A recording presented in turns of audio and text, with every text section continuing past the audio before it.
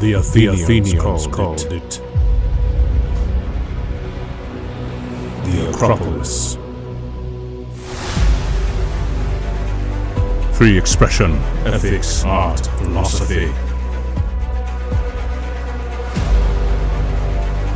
The Acropolis heralded the democracy. But if I told you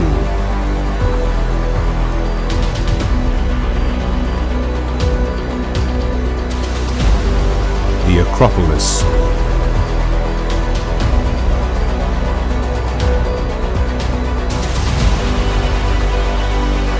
has returned.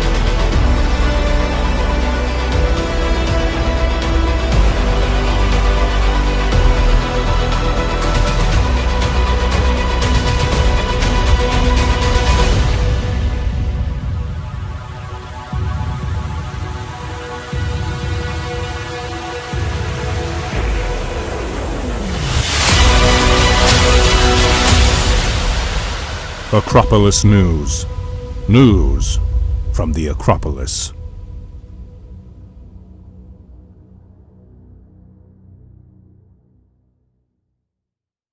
I'm an American. I like my cars fast and my burgers delicious. But what I also like is the government to get a warrant before it violates my rights. And that's why I trust NordVPN.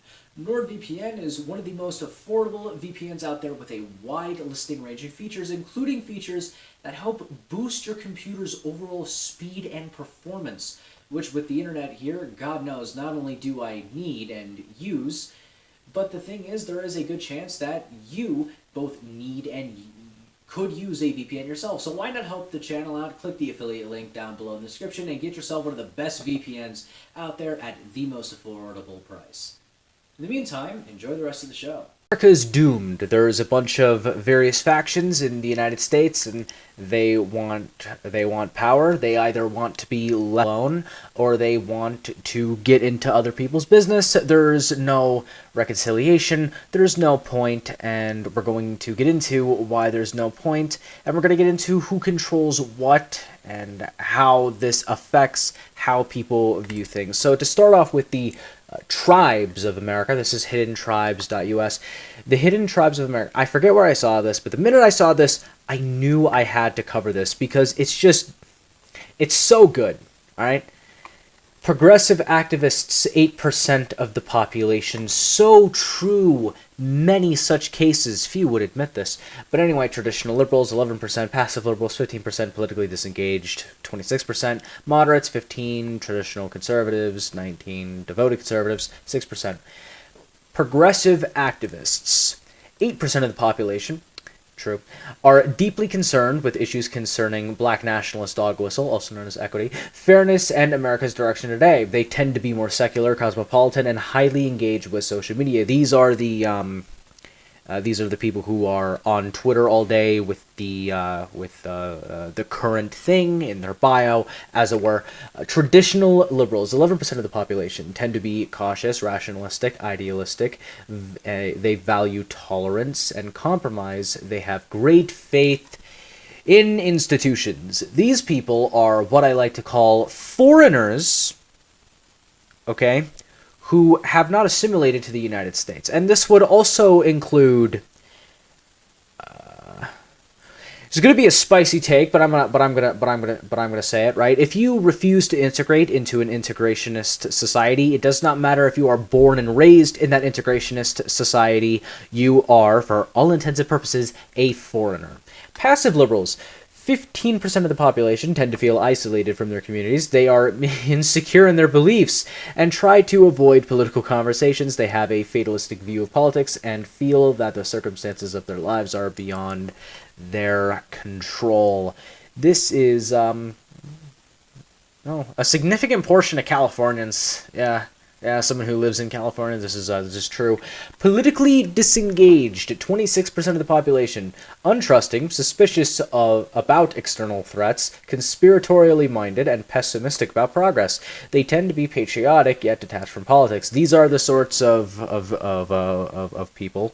I would be considered in the politically disengaged category, but I guess, out of all of them.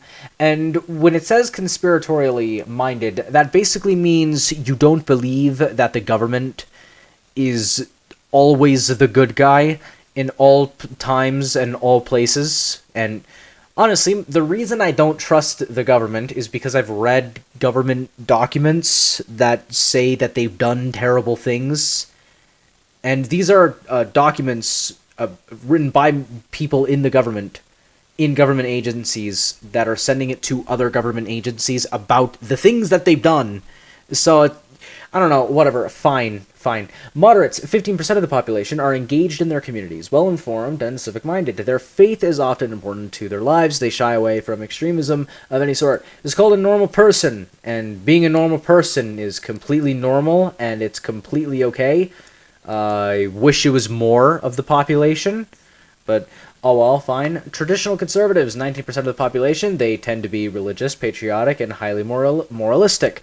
They believe deeply in personal responsibility and self-reliance. This is what I would like to call a normal person who believes normal things for normal reasons.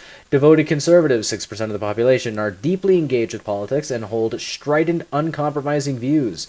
They feel that America is embattled, and they perceive themselves as the last defenders of traditional values that are under threat. And it should be worth noting that various texts of various openly left-wing philosophers, Herbert Marcuse, repressive tolerance, the entire teleology of critical race theory. Okay, it's the entire critical legal studies movement. Post Herbert Marcuse. So the devoted conservatives are right that traditional values are under threat, and they're the ones defending it. That's okay. And to be fair, this is all in an American context. I have to stress that when it says conservative and liberal, I have a very fairly substantial audience on the other side of the pond, on the continents, as it were, on the weird lines on the weird side of the planet that I don't really care about. I'm sorry. I'm joking around. But that's not what I want to talk about. What I want to talk about is how they view things. Okay, so devoted conservatives and progressive activists, men and women, have different roles. The average is like 66, right? Progressive activists think that 15% of progressive activists think that 15% of progressive activists don't think that women, because they have a uterus and breasts to feed the baby, that they're more suited towards childbearing than men. Like, yeah, women are more suited to do biologically women things, says 15% of progressive activists, which is, by the way, much far-right bigotry in assuming that just women are better at doing women things. I guess, I don't know. Hard work will always lead to success. Conservatives are right on this. I got hit up by an advertising agency. Whether or not I'm going to take their offer is, I guess, entirely on the table. It depends on their pricing. But I've been working hard on my website, okay, on my business, and as a result, I have a few people who subscribe and things like that. I've put time, effort, money, and energy into a thing that I enjoy, that I believe will reap rewards into the future. In other words, I worked hard, and I'm starting to see the success from me working hard. Like, wow. Oh Oh my god. Anyway, proud to be an American. I'm surprised that number is 45%. And the video where I originally saw this, I don't remember where I originally saw this, but I basically had the same reaction at the exact same time. It was weird as hell, where I was basically just shouting at my monitor as. It's a weird feeling. We basically said the same thing at the same time. Not the exact same words or anything, but we were both shocked that the number was so high. Which, yeah, so true. Men start off with an advantage. No, they don't. We've had enough Gramscian wars of position on men. And men are second-class citizens in the United States and the Western world more broadly because of it, but whatever, fine. Governments should take more responsibility to ensure everyone is provided for. Now, the 3% of conservatives, look, 97%, you're going to get people who, maybe the people who responded 3%, maybe they didn't answer that, perhaps they just didn't think of that question very thoroughly. That's fine. Anyway, I'm not proud of my country's history. Now the thing is, yeah, whether or not you are proud of your country's history or not proud of your country's history, to be fair, this is an American context, but for literally every country on the planet, whatever position you take, right, if it's going to be an either or, both of those positions are neutral. It's like, oh, I think our country did great things in the past, and I look forward to our country doing great things in the present and in the future, right? Or you could have the position of our country's past sucks. I hope our country does something better in the present and in the future. Like, these are the exact same positions. Fundamentally, these are the exact same positions. Now, they do manifest a little bit differently, and it's a bit different, and the process is a bit different, but as far as I'm concerned, that's effectively the same position. Now, I'm proud of the United States. We have this habit of kicking ass with our guns and winning. Anyway, it goes into detail about more things, right? The majority of Americans want a compromise. Yeah, wow, okay. And the people who are on the extremes, they're like, no. So they keep keep going. We can look at immigration data, right? And progressive activists, there's 1% of progressive activists. In other words, 1% of 8% of the American population. We're talking about tens of millions of people, and only a small minority of those tens of millions of people believe in reality.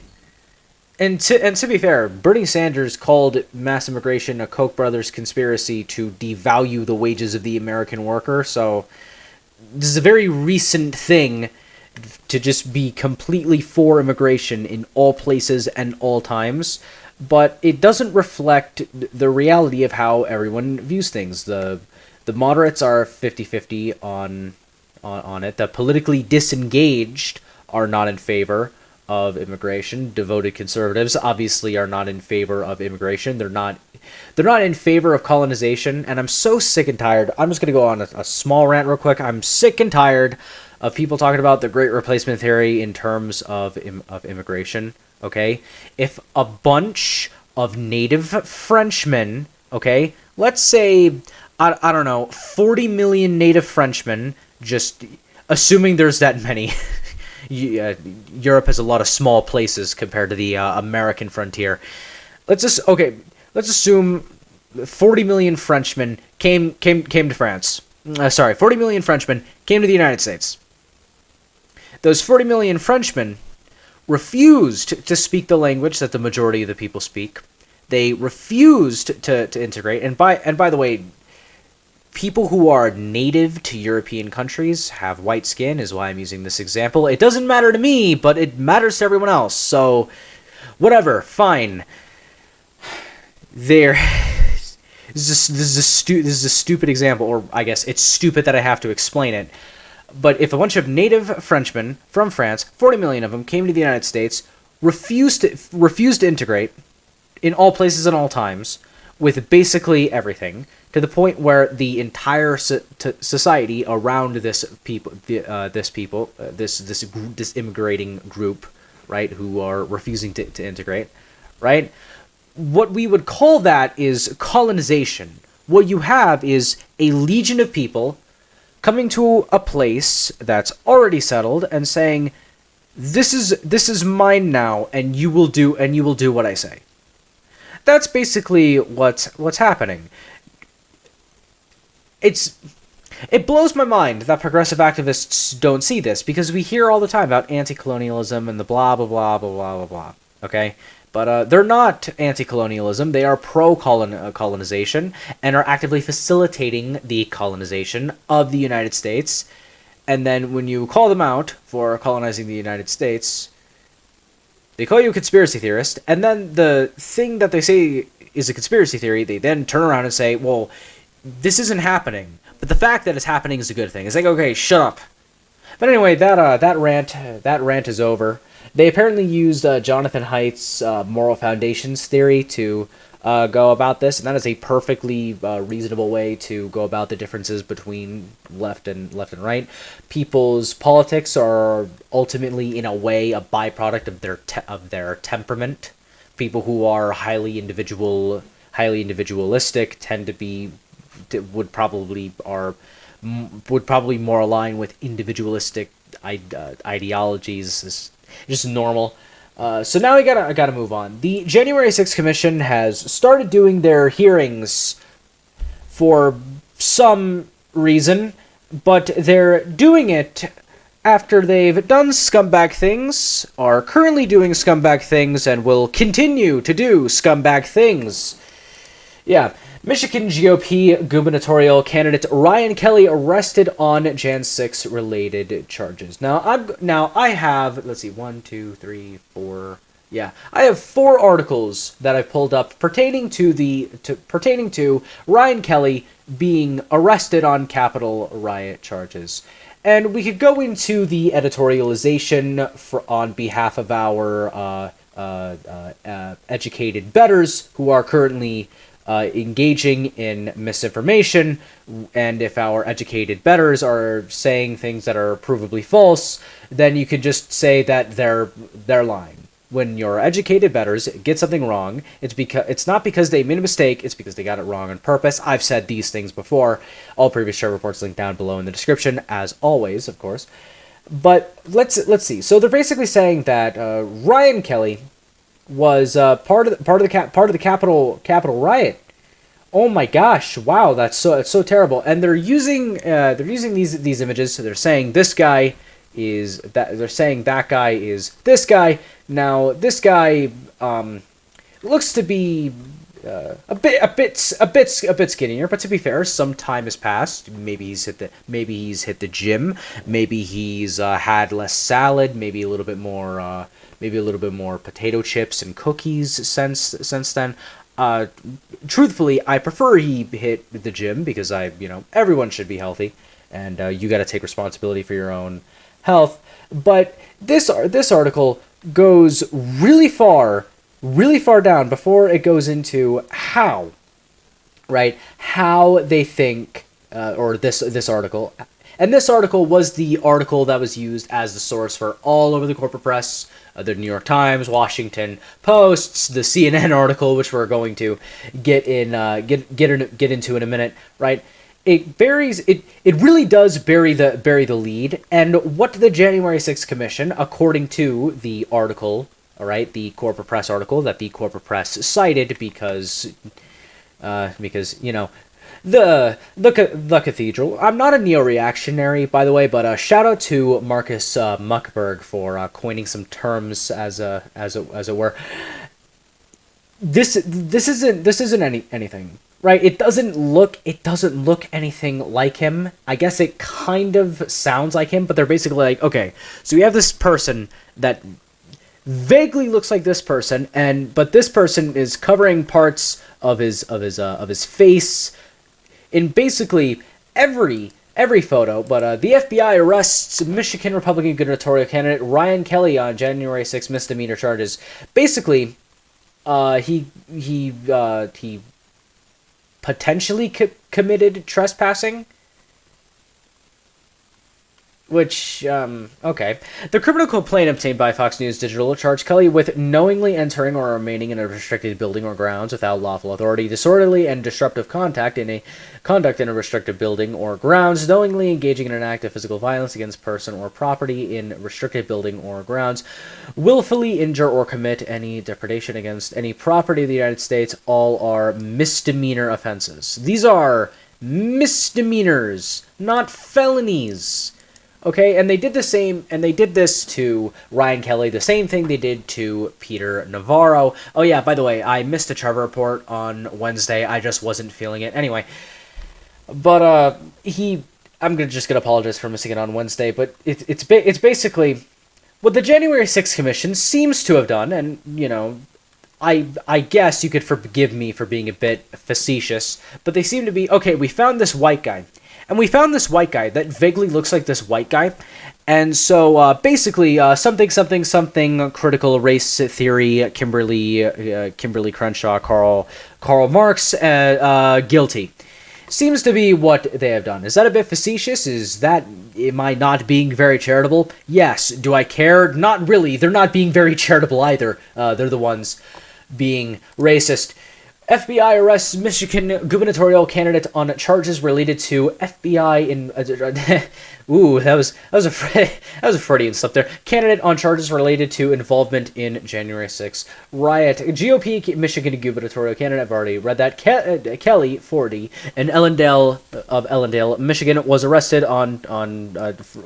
arrested for having the incorrect politics and the incorrect skin color and the incorrect sexual orientation and the incorrect gender. Anyway, I can confirm FBI agents from Grand Rapids office executed an arrest and search warrant at Mr. Kelly's residence in Ellendale, Michigan. At this time, I cannot provide any information of the nature of the blah blah blah blah blah blah blah. FBI being the FBI right there. In 2020, Kelly, a real estate broker, began leading rallies against COVID-19 lockdowns and mandates in Michigan. Oh, he opposed the sacred democracy, as the January 6th commission has been putting it. We'll get into that very soon. But here's the thing. Here's what all of these articles have in common. Okay, the Detroit News article really buried the lead, and when they did, they committed a lot of editorialization. And it's Detroit News, and it's in the Michigan section, not the opinion section. Actually, let's take a look at the opinion section. Is it there in the opinion section? I'm gonna scroll down. No, I'm at June 7th. It's not there in the opinion section. Yet there's editorialization. Oh my God! Wow, an aspect of the corporate press is failing to adhere to basic journalism. Wow! And here's a Fox News article, and Fox News should do better. They don't link the image. They don't link the images. CNN talks about it, and they don't leak, and they don't have the images. Like they have this video. Okay, this video isn't good enough. It also takes forever to load. It takes forever to load for literally no reason. Okay, and the player doesn't rewind or fast forward very well. Now, the player on my website, when I have downloaded videos that I put on there, oh yeah, and it's just a bunch of editorialization anyway. So, oh okay, and then it goes into picture-in-picture mode, which I don't like when that happens. But like, I don't know. I just really don't like how CNN articles are structured, just kind of in general, you know. And that's not a prejudice thing. It's just, well, a prejudice thing. I don't know why I said that, but anyway, what do all these articles have in common? What they all have in common, the Detroit News article, the FBI article, and the CNN article, is they don't cite the sources properly. When something, okay, this is why I created the category on theacropolisnews.com called full context. And it's the same thing with Just News. When something happens, right, and there's video evidence or photographic evidence of the thing, you do the photo, you do a couple sentences, you know, maybe maybe you have the headline explain a few things too, so maybe you'll do like 1 or 2 sentences, and then you move on. Like, yeah, the articles are it probably won't take a few minutes to read. It'll take probably less than a minute, okay? But if at the end of the day there is video and or photographic evidence of a thing, you don't need to editorialize the thing and call it news. It's the editorialization that makes it not news. It is the editorialization that makes it the corporate press. And I got this article from timcast.com. Shout out to those guys, by the way, doing pretty good. And written by Cassandra Fairbanks, she's a fairly decent journalist. You know, solid 8.5, 9 out of 10, and that's because there are things I probably don't know about Cassandra Fairbanks from a thing at some point, so I can't say 10 out of 10.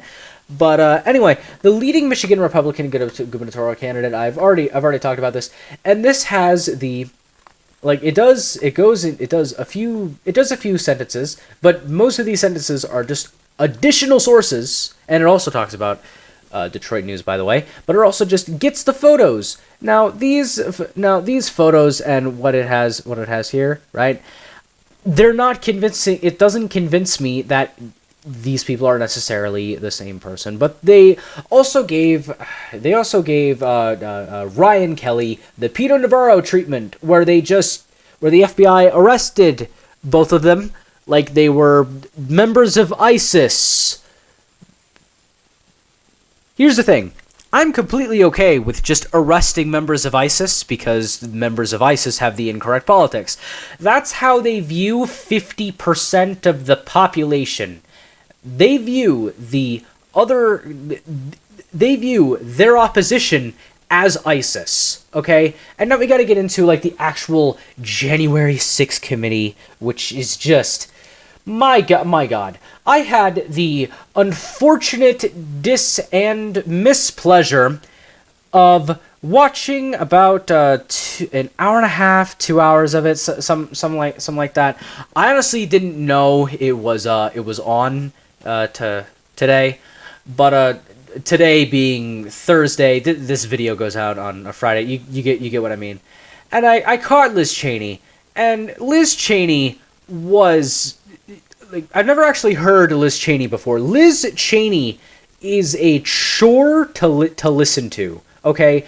At least Nails on a Chalkboard has a structure. My God. But anyway, Liz Cheney basically went off on a bunch of nonsense. She editorialized a bunch of clips. She did a clip of Steve Bannon, which made me laugh. And she hyped this clip of Steve Bannon for like 5 whole minutes. It was actually insane. It was genuinely absurd. But then, when the clip actually played, it was related to the 6th of January, 2021, right? And it depicts Steve Bannon for less than 10 seconds going, "This is going to be crazy. This is going to be wild." I forget the exact quote, but it was along those lines. It's like right at the end of the sentence. Now, here's a trick, right? There are two options right now. Okay, the first option is that he just said that, and no one else said anything before he said that, including that thing, right? Also, in the condemning manner of which he said it, okay, was actually in secret the entire time. Drum roll, please. Not condemning it at all. Then we have the this is the even okay. There's that option. Okay, the completely non-plausible thing to ever exist. So obviously not true. Liz Cheney also said sacred democracy, and I hate that term.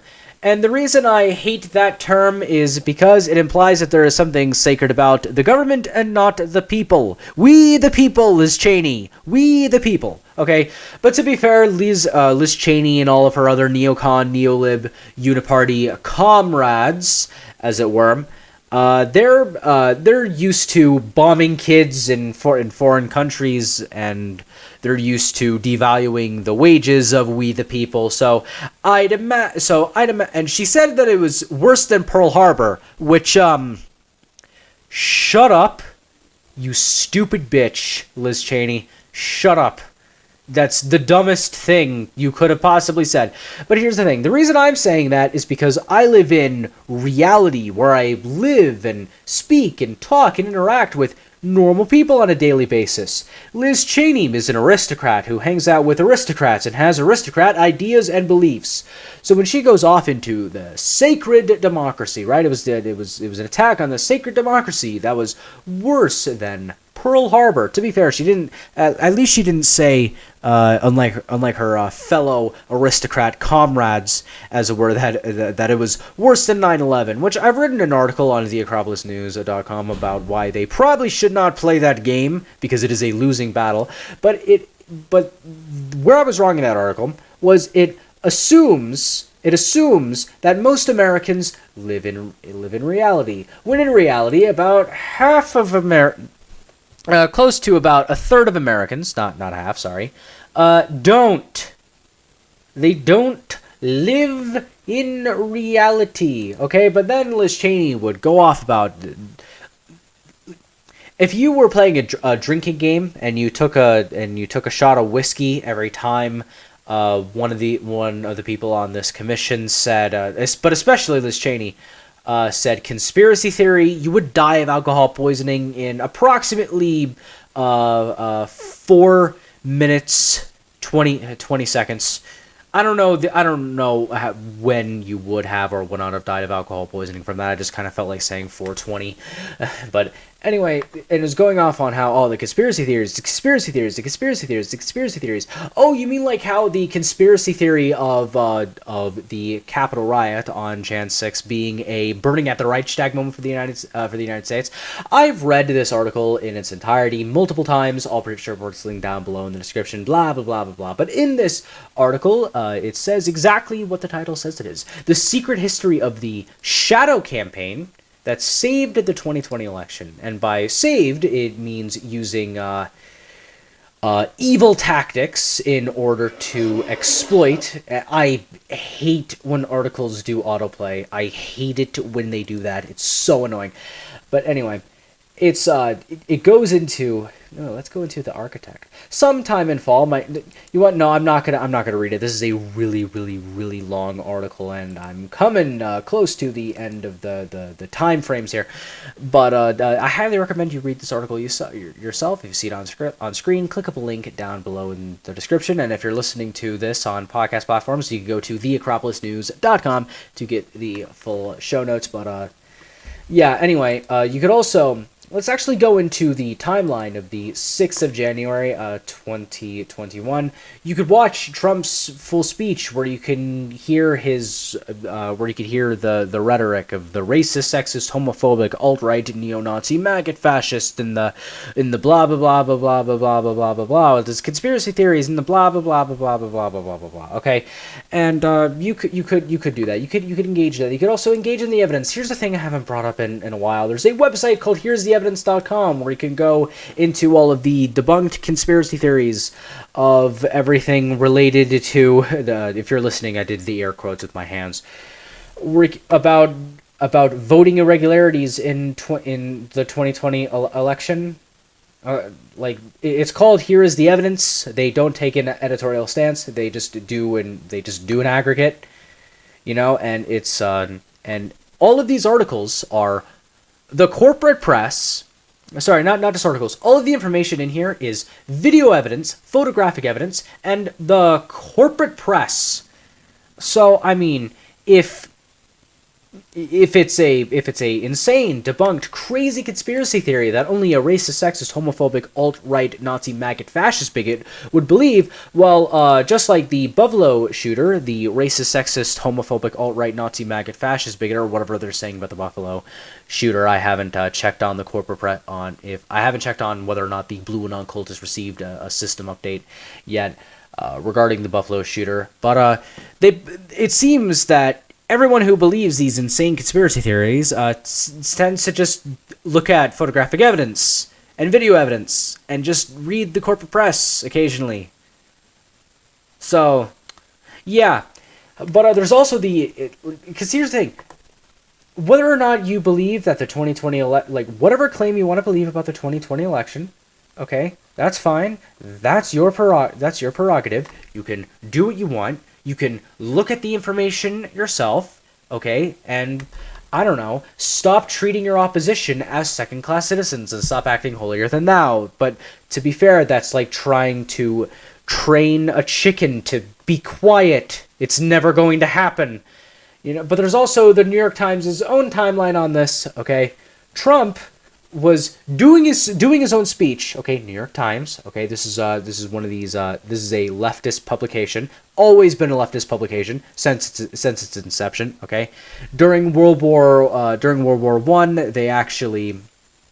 During World War One and World War Two, they were providing in World War One. They were providing cover for the Soviets. There are no concentration camps or whatever. Like after World War One, right? There was a very, very zealous New York Times, very, very zealous New York Times journalists. I'm doing air quotes again for people who are listening, by the way, and. Like, there's a lot of crazy, insane things that has happened at the New York Times that I wish I could say were exclusive to the New York Times, but hey, that's the corporate press for you. But anyway, long story short, in the corporate press's own timeline, the Capitol rioters were already rioting, and they were rioting before Trump was speaking at his rally, right? And they were. Right before Trump started speaking at his rally, right? And the rioters breached the first barricade when Trump was in the at the end of the middle of his speech, right? And they there's no way Trump could be at fault for this. This was clearly a different group that perhaps may or may not have been incited by by professional leftist insurrectionary John Sullivan and or potential FBI informant Ray Epps. There's a lot of questions about the unindicted co-conspirators on the 6th of January 2021. I've gone over this over and over again. All previous Trevor reports linked down below in the description. Blah, blah, blah, blah, blah, blah, blah. I think there's something wrong with my microphone, but I don't know what. I can kind of feel the feedback in my ears. I hope it's gone.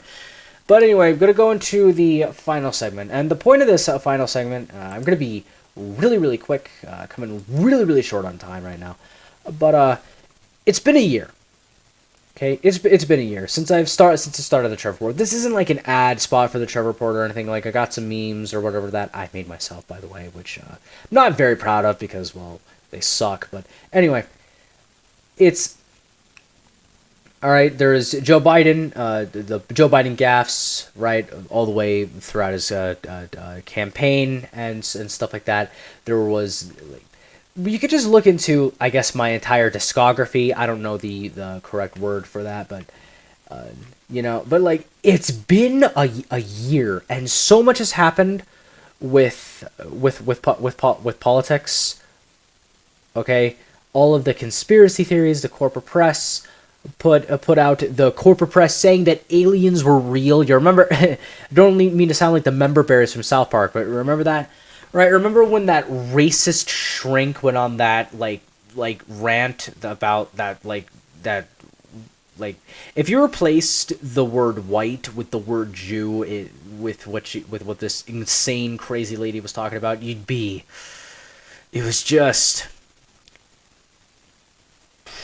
it was really, really, really, really gross, and like all the stuff with the Chicago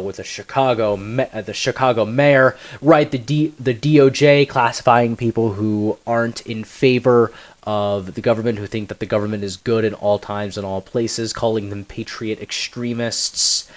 Then there's the coal miners protesting BlackRock. Then there was let's see, the people all over the world protesting vaccine passports. You know, there was a time that a George Floyd sort of memorabilia painting thing was struck by lightning in the middle of the day, where in clear skies, which is that was crazy. Then there's let's see, like there's all this stuff that Coca-Cola did with the racism.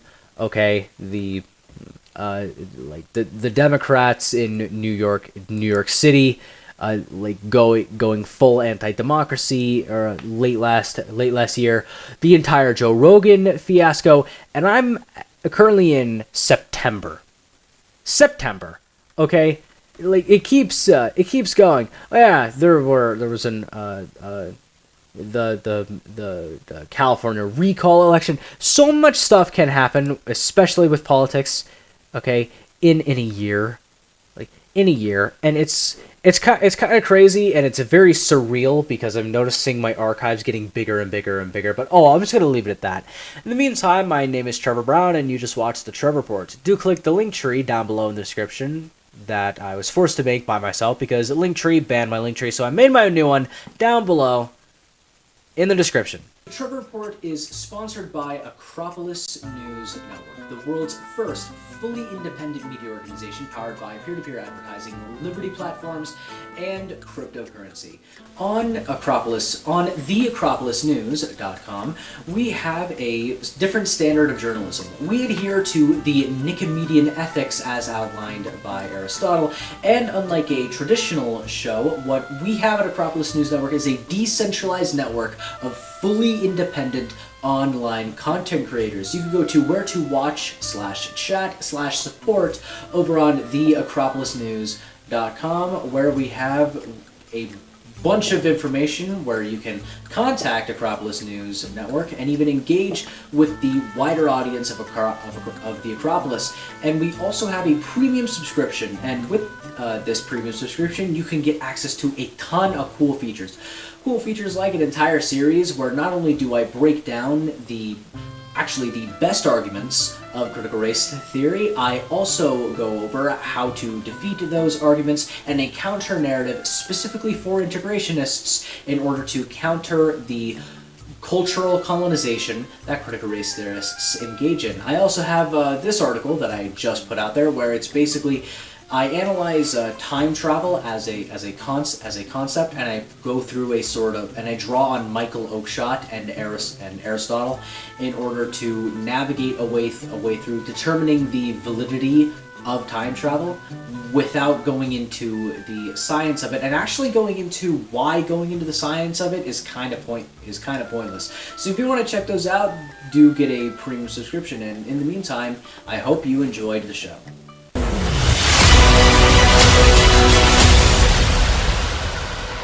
Acropolis News. News from the Acropolis.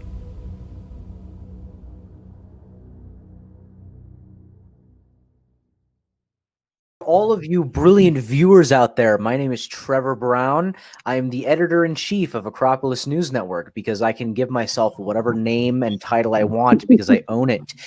You could go to theacropolisnews.com, or you could go to ThisJustTrevor on whatever Liberty platform is your choice. You know, except for the ones I'm not on because I haven't seen them pretty much.